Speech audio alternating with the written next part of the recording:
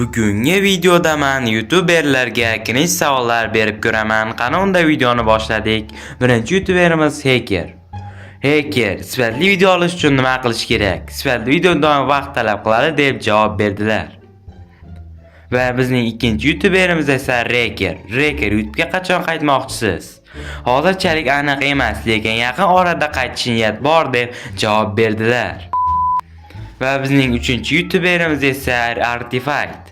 Artifact qishloq rolida ham video olish niyat bormi? Albatta, yaqin orada shu haqida video tayyorlayapmiz deb javob berdilar. Agar siz videoni shu joyda ko'rayotgan bo'lsangiz, shu videoga like bosib, kanalimizga obuna bo'lib qo'yish esingizdan chiqmasin. Hammaga rahmat. Va qaysi youtuber qolib ketganini ham kommentariyaga yozib qoldiring. Va bizning 4-youtuberimiz esa Shoxa Play. Shoxa Play, sizdek memlar topish uchun nima qilish kerak? Kuni bilan men videolar ko'rishingiz kerak deb javob berdilar. Va bizning 5-youtuberimiz esa Master, sizga o'xshab modlarni topish uchun nima qilish kerak?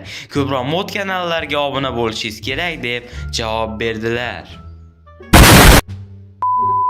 Va bizning 6-youtuberimiz esa Baxus. Baxus, yoshligingizda nechta bachangiz bo'lgan? Va nima deyasiz, nima? Va bizning 7-youtuberimiz esa Reder, chopilib ketgan akingizni men chopdim desam ishonasizmi? Xo'sh, bering bo'lmasa. Yo'q.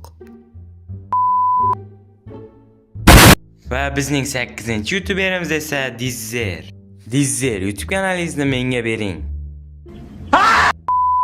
Videomiz shu joyda yakunlanadi. Videoni oxirigacha ko'rganlarga rahmat. Shu videoga like bosib, kanalimizga obuna bo'lib qo'yish esingizdan chiqmasin. Hammaga xayr.